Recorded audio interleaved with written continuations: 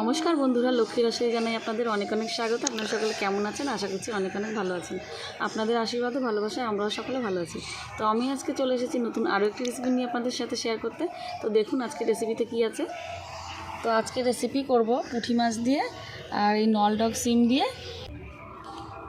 তো দেখুন বন্ধুরা, পুঁটি মাছ দিয়ে সিম দিয়ে রান্না করার জন্য এই পুঁটি মাছগুলো নিয়ে নিয়েছি আমি। আর দেখুন পুঁটি মাছের সাইজগুলো কত বড় বড় পুঁটি মাছগুলো, দেখুন একবার কি সুন্দর না।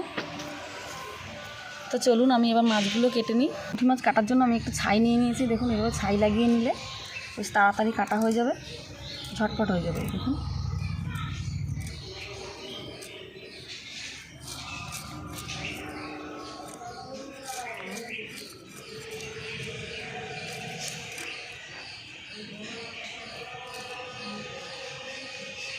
দারুণ সাইজের পুঁটি, দেখুন ডিম হয়ে গেছে পেটে। রাখো ডিমটা।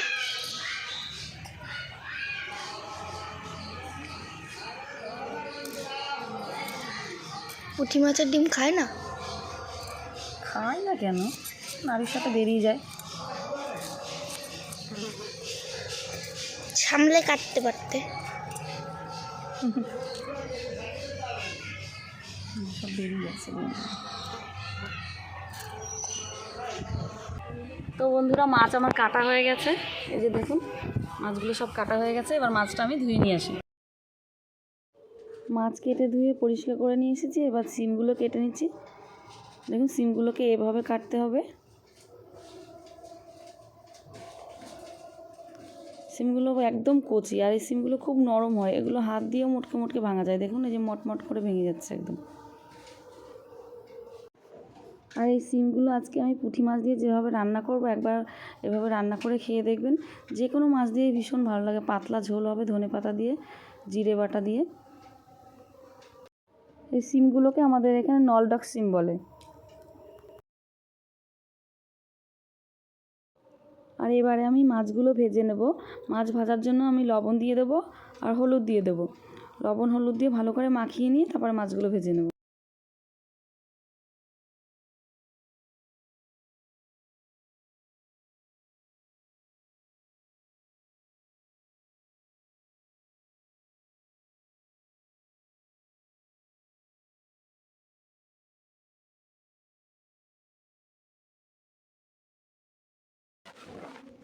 উনুন ধরিয়ে কড়াই বসিয়ে দিয়েছি।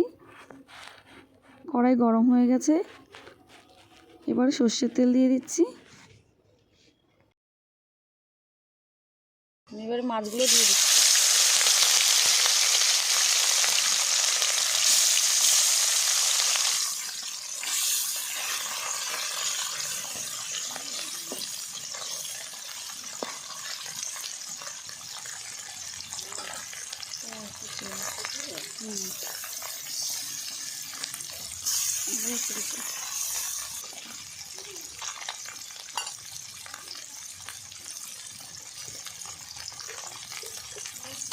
মাছগুলো আমার ভাজা হয়ে গেছে, মাছটা আমি তুলে নিচ্ছি।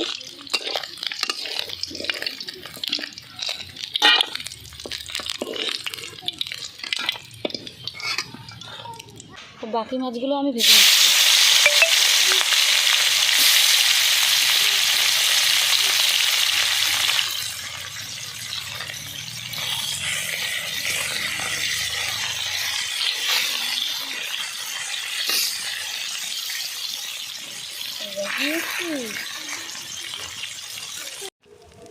মাছগুলো ভাজা হয়ে গেছে, সব তুলে নিচ্ছি।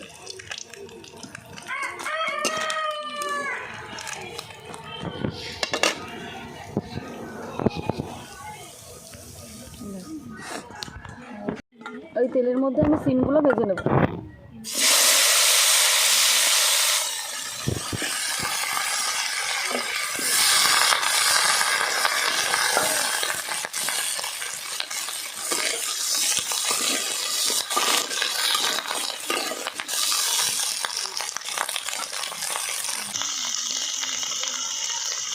লবণ,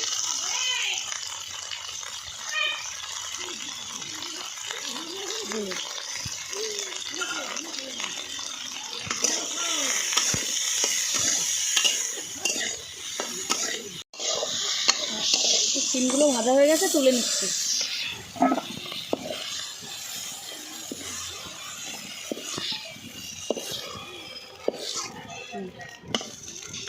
কড়াই তেল দিয়ে দিচ্ছি।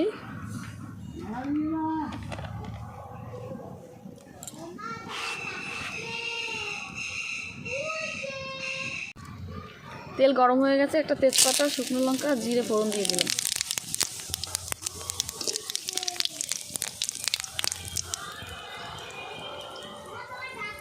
ফোড়ন উঠে গেছে, এবারে বাটা মশলাটা দিয়ে দিচ্ছি।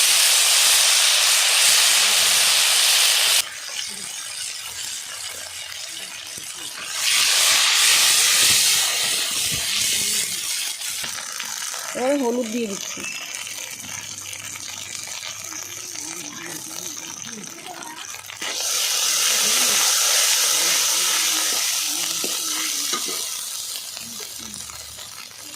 অল্প একটু জল দিয়ে কষিয়ে নেব মশলাটা।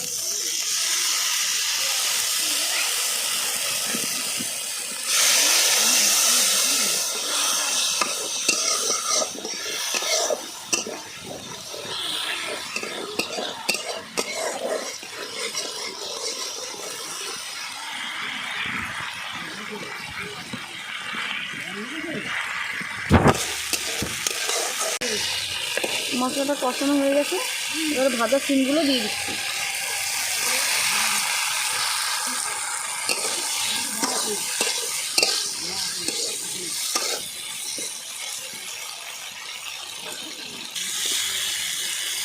সিম দিয়ে মশলার সাথে কষানো হয়ে গেছে, এবারে জল দিয়ে দিচ্ছি।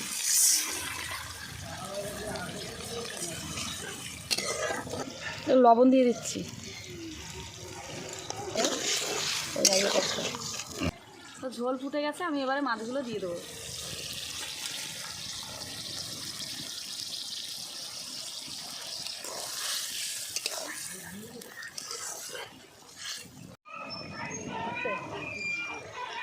ধনেপাতা কুচি দিয়ে দিচ্ছি।